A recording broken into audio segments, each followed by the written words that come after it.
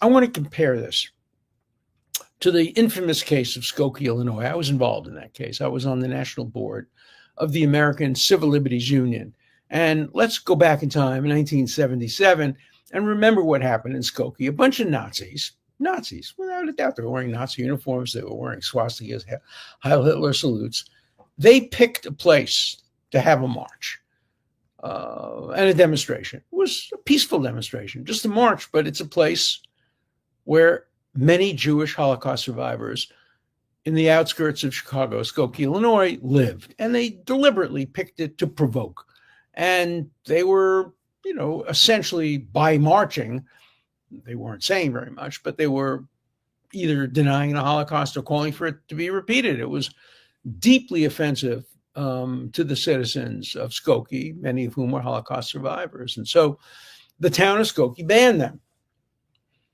The Nazis then called the American Civil Liberties Union, and we had meetings and votes and everything, and decided to defend the rights of the Nazis to march through Skokie. It wasn't so much defending the Nazis, it was opposing the power of Skokie to ban, to censor what was pure speech. There's no doubt it was pure speech. They weren't wearing masks, they weren't threatening anybody deliberately. They were just showing their presence as Nazis, and it was pretty awful. I mean, obviously, a lot of these old people had lost relatives in the Holocaust, and to see young men with swastikas on their arms and Nazi flags marching through would be psychologically traumatic, but constitutionally protected. So I was very much on the side of defending the rights of Nazis. I'll never forget my mother called. My mother goes, "Are you defending Nazis?"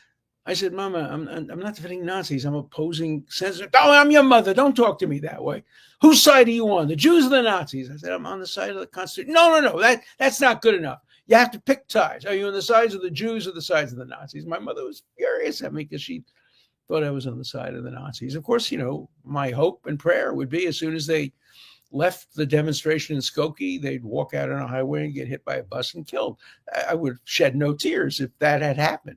But I did shed tears for the First Amendment. I was worried about the First Amendment. But let me tell you what happened when we voted to support the rights of the Nazis marching through Skokie. Half the ACLU quit. People quit like mad. Thousands of members quit. Tens of thousands of dollars in contributions were cut off. People were furious.